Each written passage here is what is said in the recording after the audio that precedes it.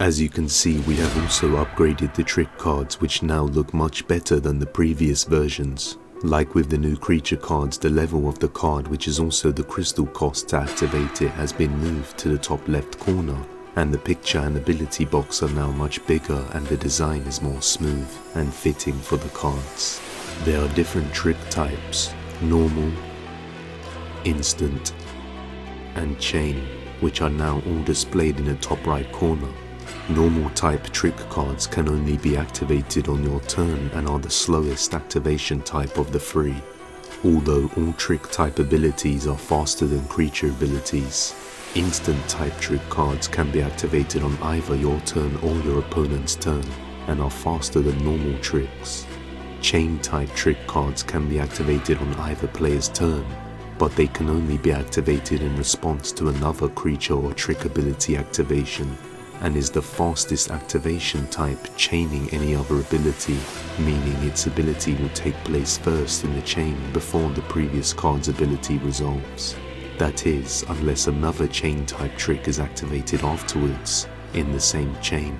We also have something called trick classes, which help you to identify different elements of the trick's ability. For an example, there is a targeting trick class, which lets you know that this card's ability is targeting something, so that you don't have any issues trying to figure out if a certain ability targets.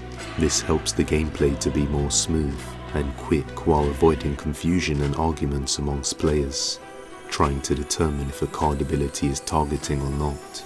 For example, in Yu-Gi-Oh!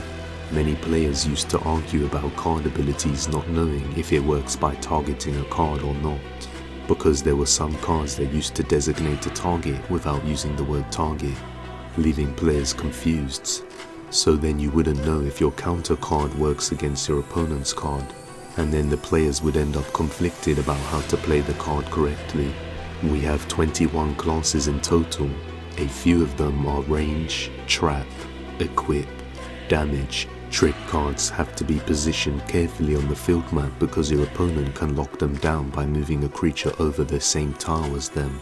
If this happens, you cannot activate the trick card for as long as your opponent's creature is on the same tile, locking it down. However, some trap class tricks cannot be locked down, as they may activate when an opponent's card attempts to move on the same tile as them, or when they move within a certain range. There are many different general trick cards which you can use to build and construct your very own deck, as well as trick cards that are designed for specific decks.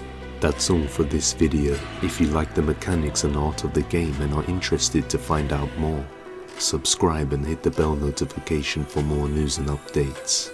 We will be bringing you a dual gameplay walkthrough soon.